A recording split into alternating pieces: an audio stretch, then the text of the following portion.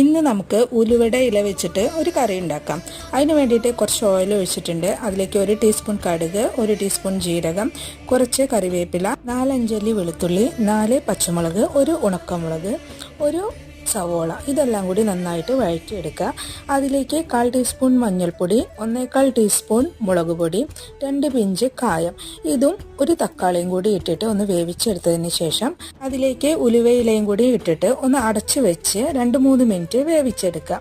അതിനുശേഷം നമ്മൾ വേവിച്ച് വെച്ചിട്ടുള്ള പരിപ്പും കൂടിയും ചേർത്തിട്ട് നന്നായി മിക്സ് ചെയ്തെടുക്കുക.